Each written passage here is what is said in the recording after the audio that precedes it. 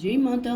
ചരണം ശരണം രമാംബികേ, ചരണം ശരണം ത്രയംബകേ.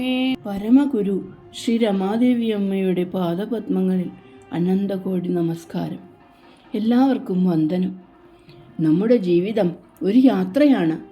എന്നാൽ ഈ യാത്ര എങ്ങോട്ടാണെന്ന് ചോദിച്ചാൽ നമ്മളിൽ പലരും കുഴഞ്ഞു പോയേക്കാം.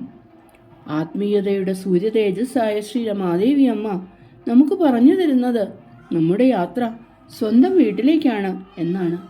അതായത് നമ്മുടെ ഉള്ളിലെ ആത്മഗൃഹത്തിലേക്ക്. ഗൃഹസ്ഥൻ എന്ന വാക്കിന് അമ്മ നൽകുന്ന അർത്ഥം വളരെ അഗാധമാണ്. ഗൃഹത്തിൽ ഇരിക്കുന്നവൻ എന്നതിലുപരി ആത്മാവിൽ ഉറച്ചു നിൽക്കുന്നവൻ എന്നാണ് അതിൻ്റെ അന്തരാർത്ഥം. നാം താമസിക്കുന്ന വീട് ഒരു പാഠശാലയും നാം ചെയ്യുന്ന കർമ്മങ്ങൾ ഈശ്വര പൂജയുമാണ്. നാം എങ്ങനെയാണ് വീട്ടിൽ ജീവിക്കേണ്ടത് എന്നതിന് അമ്മ നൽകുന്ന മനോഹരമായ ഒരു ഉദാഹരണമുണ്ട്. താമരയിലയിലെ ജലം. താമരയില വെള്ളത്തിലാണ് വളരുന്നത്. വെള്ളമില്ലെങ്കിൽ അതിന് നിലനിൽപ്പില്ല. എന്നാൽ ആ വെള്ളം ഇലയിൽ ഒട്ടുന്നില്ല. അതുപോലെ ഒരു ഗൃഹസ്ഥൻ കുടുംബ ബന്ധങ്ങളിലും ജോലികളിലും പൂർണ്ണമായി ഏർപ്പെടണം. പക്ഷേ മനസ്സ് എപ്പോഴും ഈശ്വരനിലായിരിക്കണം. വീട്ടിലെ ഉത്തരവാദിത്വങ്ങൾ നാം ചെയ്യുമ്പോൾ അത് എൻ്റേത് എന്ന അഹങ്കാരത്തോടെയല്ല, മറിച്ച് ഈശ്വരൻ ഏൽപ്പിച്ച ഒരു കടമ എന്ന നിലയിൽ ചെയ്യണം.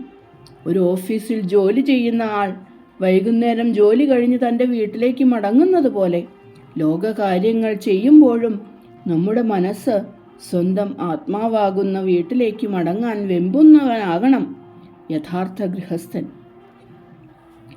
ഒരിക്കൽ ഒരു സന്യാസി ഒരു ഗൃഹസ്ഥനോട് ചോദിച്ചു, നിങ്ങൾ ഇത്രയും തിരക്കിട്ട കുടുംബ ജീവിതത്തിനിടയിൽ എങ്ങനെയാണ് ഇത്ര ശാന്തനായിരിക്കുന്നത്?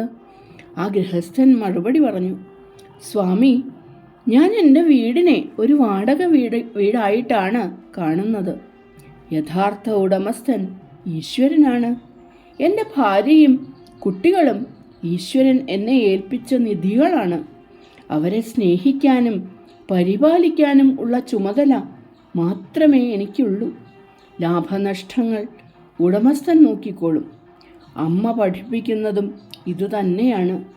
വീട് ഒരു വാടക വീടാണെന്നും നമ്മുടെ യഥാർത്ഥ വീട് ഈശ്വര ചൈതന്യമാണെന്നും തിരിച്ചറിയുമ്പോഴാണ് നാം മുക്തരാകുന്നത്. അപ്പോൾ വീട് ഒരു തടവറയല്ല, മറിച്ച് മുക്തിയിലേക്കുള്ള വാതിലായി മാറും.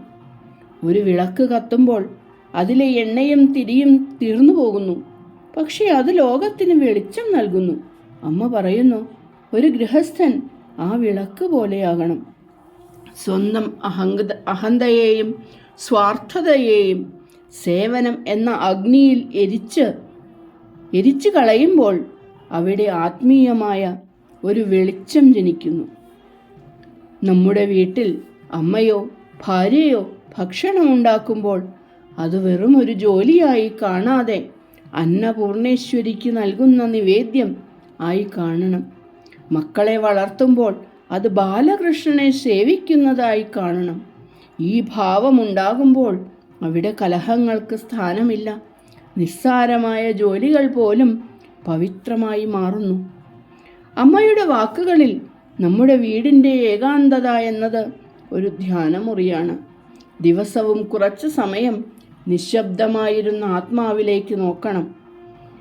ഈ പരിശീലനം നമുക്ക് ലോകത്തിൻ്റെ തിരക്കുകൾക്കിടയിൽ ഒരു ആന്തരിക കവചം നൽകുന്നു.